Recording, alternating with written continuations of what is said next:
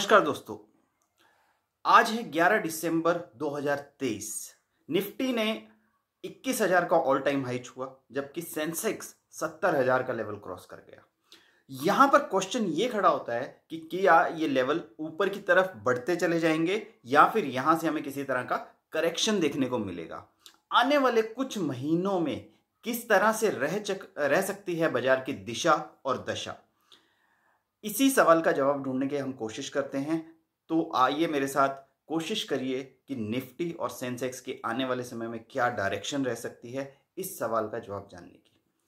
सबसे पहले एनालाइज करते हैं कि पिछले कुछ समय में किस तरह के इंडिकेटर्स थे, बाजारों में क्या हुआ है, कौन कौन सी बड़ी घटनाएं हैं जिससे बाजार इफेक्ट हुए हैं। देखिए, एक बड़ा जो इवेंट हुआ है रिसेंटली वो था स्टेट्स के इलेक्शन। एमपी के इलेक्शन हुए, राजस्थान के इलेक्शन हुए, छत्तीसगढ़ के इलेक्शन हुए, मणिपुर के इलेक्शन हुए और सब जगह हमने देखा कि बीजेपी की बम्पर जीत हुई ओवरऑल, एक दो स्टेट्स को छोड़कर। और इसका एक काफ़ी पॉजिटिव इम्पैक्ट ये देखने को मिला कि 2024 में जो सेंट्रल गवर्नमेंट के इलेक्शन हैं उसकी झलकी मानकर लोगों ने मान लिया कि 2024 में भी बीजेपी की प्रचंड सरकार बनने जा रही है। और इसीलिए बाजार के जो सेंटीमेंट है वो काफ़ी हद तक पॉजिटिव हो गए और निफ्टी सेंसेक्स ने नई ऊंचाइयों को छूना शुरू कर दिया। अभी रिसेंट की जो क्रेडिट पॉलिसी आई है आरबीआई की, उसमें भी आरबीआई का जो स्टांस था वो उन्होंने पॉज लिया है। बाजार में ना तो ब्याज दरें घटाई हैं ना ही बढ़ाई हैं और ये इंडिकेशंस दिए हैं कि यहाँ से ब्याज दरें बहुत तेज़ी से नहीं बढ़ेंगी। इन्फ्लेशन की जो एक्सपेक्टेशंस है वो भी काफ़ी रीजनेबल हैं और जीडीपी को लेकर भी आरबीआई काफ़ी आश्वस्त दिखाई दिया है और जीडीपी ग्रोथ की संभावनाएं बेहतरीन दिखाई दे रही हैं। तो ओवरऑल पिक्चर बहुत ही पॉजिटिव है। तीसरी जो बड़ी खबर हमें रिसेंटली देखने को मिली कि यूएस से जो अडानी ग्रुप को लेकर खबर आई कि वहां से उसको क्लीन चिट मिल गई है और जिसके चलते हमने अडानी के शेयरों में भी एक बम्पर तेजी रिसेंटली देखी है। तो ये तो रहा कि पास्ट में कौन सी बड़ी खबरें थी जिसकी वजह से बाजार अफेक्ट हुआ है। अब आने वाले समय में किस तरह की खबरें आने वाली है। देखिए, सबसे पहली चीज तो वर्ल्ड इकोनॉमी में एक बहुत बड़ा क्राइसिस चल रहा है। यूरोप की अगर आप हालत देखते हैं तो काफी खराब है इस समय पर। रशिया यूक्रेन वॉर की वजह से काफी बड़ा इम्पैक्ट रशिया, यूक्रेन और काफी यूरोपियन कंट्रीज के ऊपर हुआ है। उसके बाद जो अभी इजराइल गाजा की वार चल रही है उसका इम्पैक्ट भी देखने को मिल रहा है। और ओवरऑल जो सिनेरियो बना हुआ है ग्लोबल स्तर पर वो काफ़ी चैलेंजिंग बना हुआ है। अगर इंडिया की बात करें तो इंडिया इकोनॉमिकली काफ़ी बेहतरीन परफॉर्म कर रहा है। इंफ्रास्ट्रक्चर पर काफ़ी अच्छी स्पेंडिंग हुई है, गवर्नमेंट काफ़ी बड़े बड़े प्रोजेक्ट्स लेकर आ रही है और ग्लोबल फ्रंट पर भी इंडिया का जो ओवरऑल परफॉर्मेंस है वो काफ़ी बेहतरीन देखने को मिल रहा है। अभी आने वाले समय में देखिए, दो तीन फैक्टर्स हैं जो हमें बहुत ध्यान देने होंगे। सबसे पहले ईयर एंड आ रहा है और ईयर एंड पर हमें अक्सर एफआईआईज की तरफ से बिकवाली देखने को मिलती है। तो हो सकता है इस साल भी एफआईआईज की तरफ से एक मामूली बिकवाली हमें देखने को मिले। ऑल तो हम नहीं एक्सपेक्ट कर रहे हैं कि कोई भारी भरकम बिकवाली देखने को मिलेगी, बट एक छोटा करेक्शन डेफिनेटली बनता है और वो एक बिकवाली हो सकती है। दूसरा, डीआईआईज लगातार हर महीने पैसा लेकर आ रहे हैं। 15,000 करोड़ मंथली एसआईपीज के थ्रू इंडियन इक्विटीज के अंदर आ रहा है। तो कहीं ना कहीं जाकर मुझे लगता है कि ये पैसा निकलने की भी संभावना बनती है। At least A small chunk of it can be taken out. तो डीआईआईज की तरफ से भी हमें थोड़ा बहुत सेलिंग प्रेशर देखने को मिल सकता है जिसकी वजह से मार्केट में करेक्शन आ सकता है। तीसरा रीजन क्या हो सकता है? तीसरा रीजन देखिए, सेंट्रल गवर्नमेंट के इलेक्शन नेक्स्ट ईयर आ रहे हैं। It's not more than 6 months away.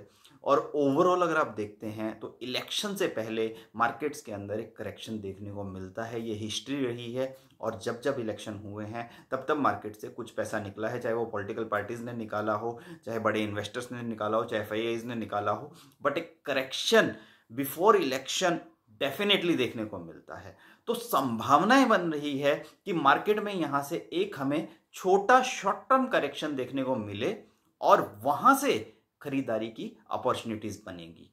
अगर हम बात करें तो 5 से 10% का करेक्शन को रूल आउट नहीं किया जा सकता है। आज मैं बात कर रहा हूं 11 दिसंबर को और ये करेक्शन आने वाले 1 महीने, 2 महीने, 3 महीने में कभी भी हो सकता है। तो यहां पर रिस्क रिवॉर्ड बहुत ज्यादा फेवरेबल नहीं है, बल्कि थोड़ा सा पलड़ा अगर देखा जाए तो रिस्क की तरफ हावी हो जाता है, रिवॉर्ड की तरफ कम हो जाता है।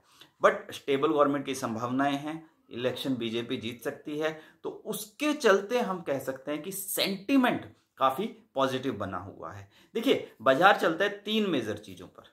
एक होता है फंडामेंटल्स, दूसरा होता है लिक्विडिटी और तीसरा होता है सेंटीमेंट्स। फंडामेंटल्स की बात करें तो इंडिया बेहतरीन परफॉर्म कर रहा है, लेकिन इलेक्शन की वजह से थोड़ी अनसर्टेनिटी हो सकती है और ग्लोबल फ्रंट पर चैलेंजेस बने हुए हैं। तो फंडामेंटल फ्रंट पर हम न्यूट्रल हैं। लिक्विडिटी की बात कर लें तो लिक्विडिटी की सिचुएशन भी काफी बेहतरीन बनी हुई है, लेकिन एफआईआईज की तरफ से थोड़ा सा आउटफ्लो हो सकता है, डीआईज की तरफ से थोड़ा सा सेलिंग प्रेशर देखने को मिल सकता है। इसलिए लिक्विडिटी की ओवरऑल सिचुएशन अच्छी है, बट एक छोटा आउटफ्लो देखने को मिल सकता है, जिसकी वजह से मार्केट्स में करेक्शन आ सकते हैं। तीसरी अगर हम बात करते हैं सेंटिमेंट्स की, तो सेंटिमेंट्स एक्सट्रीमली पॉजिटिव है भारत को लेकर, बट जब जब करेक्शन आती हैं तो सेंटिमेंट बिगड़ जाता है। तो हमें लगता है कि अगर यहां से करेक्शन आती है तो उसको बाइंग अपॉर्चुनिटी आपको मानना चाहिए। निफ्टी के लेवल्स की बात करें तो हमें लगता है कि 19,500 से 19,000 का लेवल अगर देखने को मिल जाता है तो एक अच्छी बाइंग अपॉर्चुनिटीज वहां पर बनेंगी। सेंसेक्स की बात करें तो सेंसेक्स में मे बी अराउंड 64,000 63,000 के आसपास एक अच्छी बाइंग अपॉर्चुनिटी वहां पर भी बन सकती है, और 60,000 का लेवल मिल जाए तो वो तो बहुत ही बेहतरीन होगा। तो ओवरऑल हम ये एक्सपेक्ट कर रहे हैं, अगर आप शॉर्ट टर्म ट्रेडर हैं, शॉर्ट टर्म इन्वेस्टर हैं, तो एक करेक्शन की संभावना बनती है to the tune of 5 to 10%। But अगर आप एक लॉन्ग टर्म इन्वेस्टर हैं तो अभी भी आप खरीदारी के मौके देखिए, और मार्केट में कोई भी 5 से 10% का करेक्शन आपको मिलता है तो वहां पर आपको बाइंग करनी चाहिए। और जैसे ही ये करेक्शन आता है, हम ये कहना चाहेंगे कि शॉर्ट टर्म ट्रेडर्स के लिए भी काफी अच्छी अपॉर्चुनिटीज क्रिएट होंगी मार्केट के अंदर। तो इसलिए किसी भी करेक्शन को आप अपॉर्चुनिटी मानकर वहां पर खरीदारी कीजिए। खरीदारी कहां करनी है उसके लिए आप हमसे संपर्क कर सकते हैं, और इसी तरह के इंटरेक्टिव वीडियोस लेकर हम आते रहेंगे। So Nifty at 21,000, Sensex at 70,000 might head for a small correction, but overall long term growth story is still intact, and we have a target of 1 lakh on Sensex by the end of 2025 and a target of 2 lakh by the end of 2033। तो ये targets mind में रखकर आप अपनी निवेश की रणनीति बनाएं। For details contact viveknegi.com। Thank you very much.